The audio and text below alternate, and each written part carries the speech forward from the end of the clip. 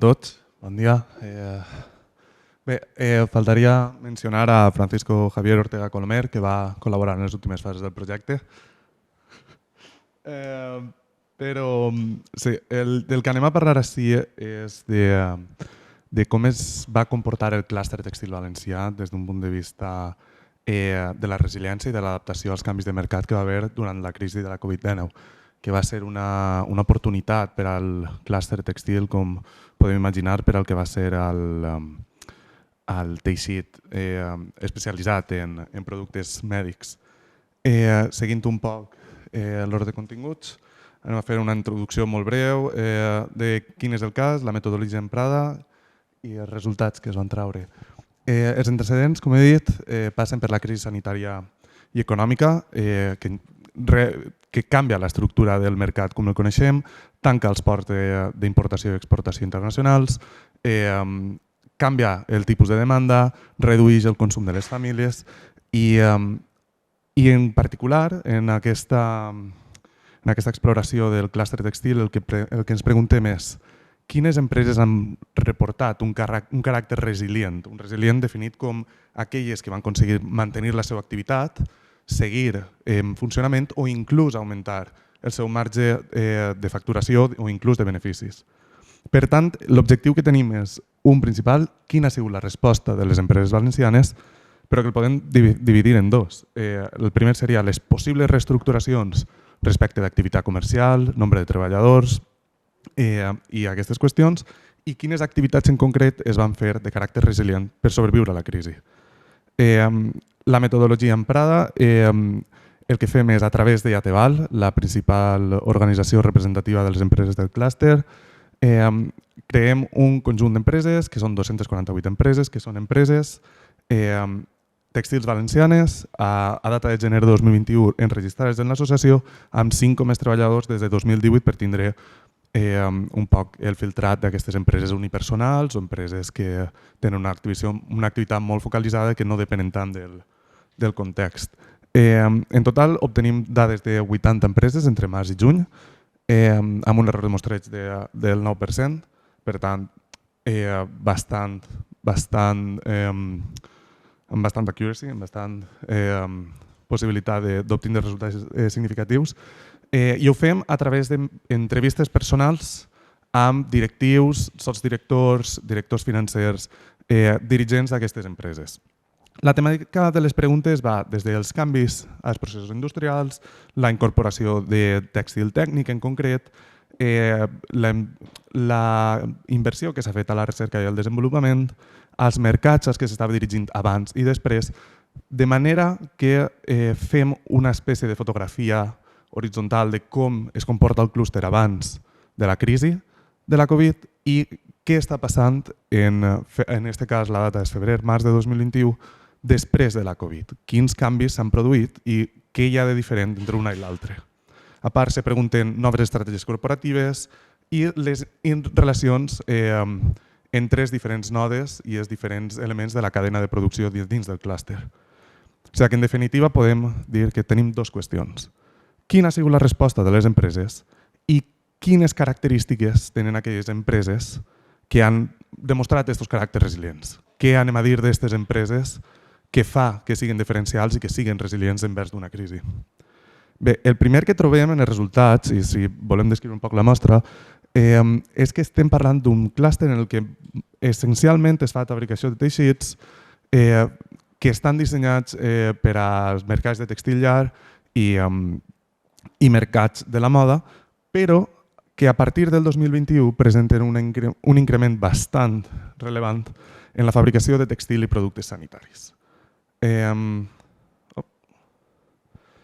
Correcte. També podem observar que la recerca i desenvolupament ha tingut un augment bastant significatiu en el percentatge d'inversió sobre les ventes. No, disculpeu. La fabricació de textils tècnics incrementa en aquelles empreses, sobretot en aquelles que no el produïen, comencen a produir-lo, i aquelles que en produïen comencen a pujar la seva fabricació o manipulació. Per tant, si vegem els mercats als quals es destinen els productes, vegem evidentment textil llar i moda com a principals mercats del clúster, però un augment bastant significatiu en el sanitari, higiènic i cosmètica, com podria suposar-se per una crisi mèdica. I això què fa? Que moltes de les empreses que formen el clúster a febrer de 2021, poc després de passar de la crisi, tenen a ningú o pràcticament ningú en EROs o ERTOs. Vol dir que l'ocupació segueix mantenint-se i el clúster segueix funcionant, encara i tot després de les restriccions de mobilitat, al comerç i tot. El que sí que parlem, que sí que va haver un impacte significatiu, va ser en la xifra de ventes. La majoria de les empreses que troben uns resultats a una menor facturació de ventes entre 2021 que respecte a la mateixa data de 2020. Però també trobem que bastants empreses presenten resultats similars o inclús han augmentat les seves vendes. Per tant, aquesta transformació de mercats als quals es destinen és efectiva i hi ha alguns sectors en els que sí que es veu aquest increment en les vendes i inclús uns resultats que aguanten la crisi. Per tant, ara sí, recerca i desenvolupament, veiem que les empreses que majoritàriament no estaven invertint, estem en un 60% d'empreses que invertien en 0 projectes de recerca i desenvolupament, necessiten començar a moure's en el moment de la crisi i comencen a invertir en projectes, ja sigui el desenvolupament de mascaretes, desenvolupament de textil tècnic, fent les entrevistes personals, cada empresa em parlava de qualsevol tipus de textil que vos podeu imaginar, ja siga mascaretes o teixits o...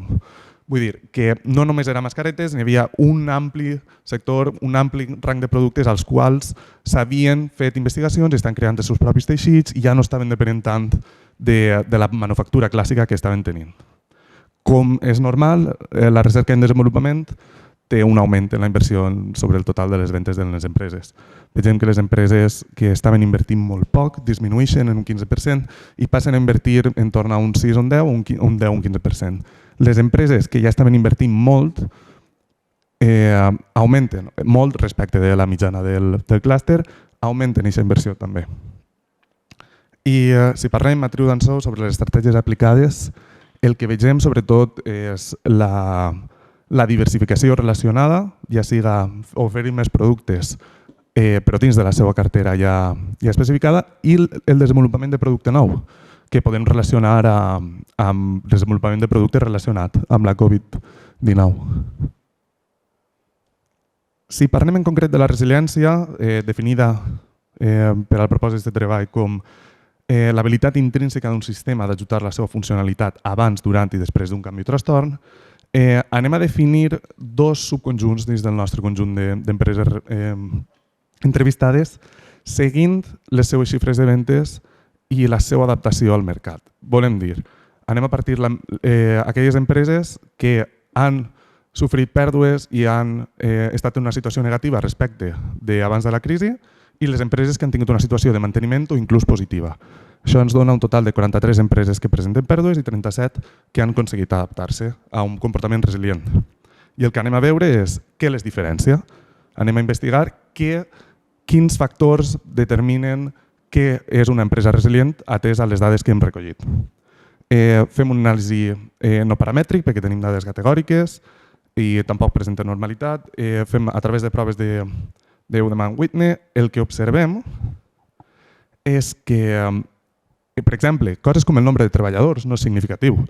Dona igual que les empreses siguin grans o menudes, no n'hi ha una rellevància estadística que ens presente que les empreses més grans o més menudes han tingut aquesta adaptació, però en canvi coses molt evidents, com podem dir aquelles empreses que ja estaven dins dels textils tècnics o que han incrementat aquest percentatge de textils tècnic, han suposat un caràcter definitiu de les empreses resilients.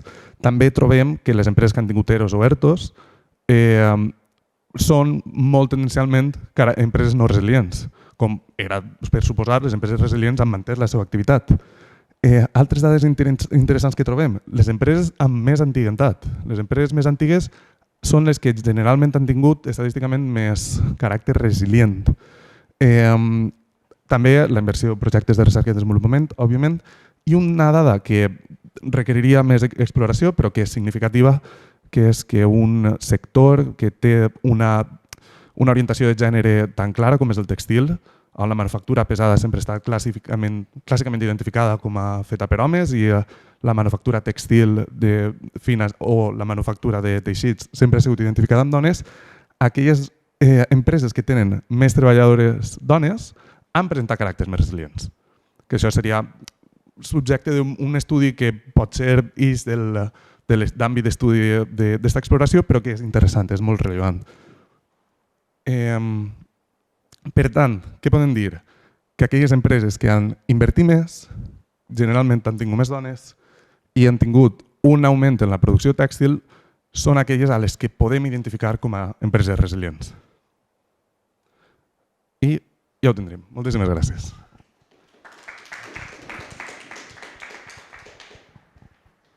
Moltes gràcies, Eloi. Algun comentari? Sí, Javier? Moltes gràcies, Eloi, per la presentació tan clara i que crec que és oportuna.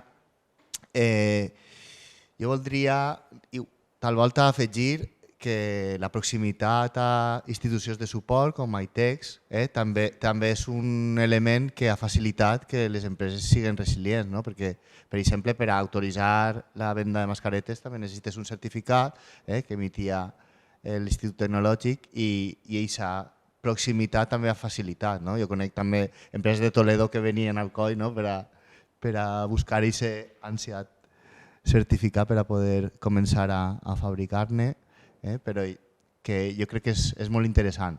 No m'ha quedat clar, també soc un ignorant, però en l'antiguitat està inversament relacionat o almenys estem enganyat a mi?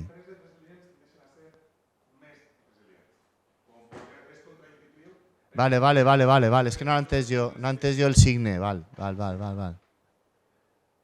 O sigui que quan més experiència tenen, més resilient perquè tenen donada una estratègia emergent, a partir de la Covid tenen més repertori del qual tirar per a mantindre's.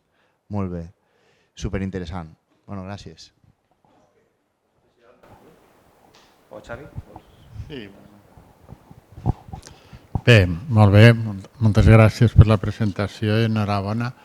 Jo de lo que conec del sector tèxtil, jo tinc dos comentaris. El primer és així més genèric, clar, perquè heu utilitzat la paraula resiliència. Nosaltres tenim mala experiència en utilitzar aquest concepte perquè pot ser enganyós.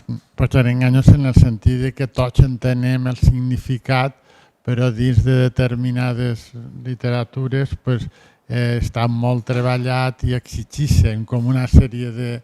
No pots dir simplement que la que resisteix millor o la que respon més ràpidament a un xoc extern, sinó que hem de parlar de flexibilitat, d'adaptabilitat i n'hi ha...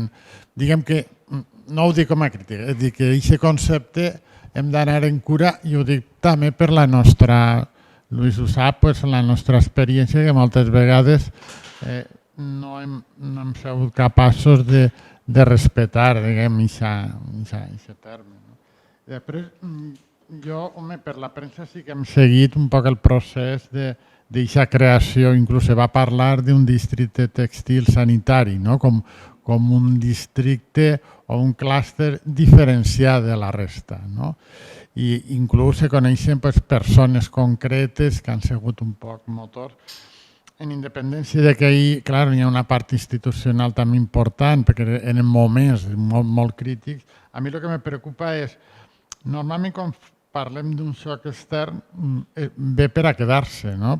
Si n'hi ha el fenomen de la globalització és un fenomen que apareix, potser no en un moment determinat, però ve per a quedar-se.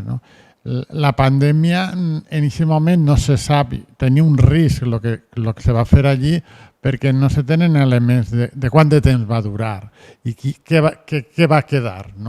És veritat que l'ús de determinats materials, i això és un poc com a curiositat, sí que s'haurà augmentat, encara que la situació no sigui tan crítica, no? Però què passa si hi ha una davallada de la demanda com a conseqüència de que la situació pandèmica pues, en certa mida s'ha superat? No? Un poc.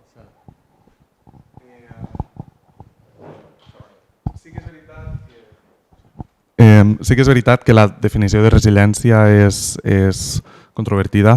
Per això hi ha un metaestudi que ara, si em sap mal, no tinc la referència, que és en el que es van basar per a definir resiliència.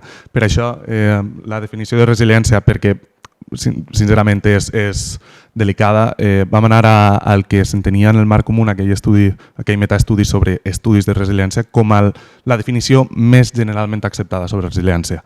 I després, sobre el manteniment del clúster textil sanitari, en aquest cas, sí que hi ha hagut un procés que altra vegada seria un cas d'un altre estudi, però n'hi ha hagut un procés de relocalització de l'oferta i la demanda del tèxtil sanitari, en el sentit de que hospitals de la zona, empreses que depenen de material tèxtil, han començat a canviar la seva demanda de productes. En aquest cas, per exemple, el mercat majoritari era la Xina, des del tancament dels ports necessiten la demanda local, d'ahir neix el concepte, però sí que hi ha aquest manteniment de la demanda, perquè igual per preus no és competitiu, però l'accés a la demanda és més immediat, els temps es redueixen, tenen el factor de confiança de la proximitat, que moltes empreses, això ja és més com a contacte seguit amb Ateval, sí que s'ha vist que moltes empreses han mantès.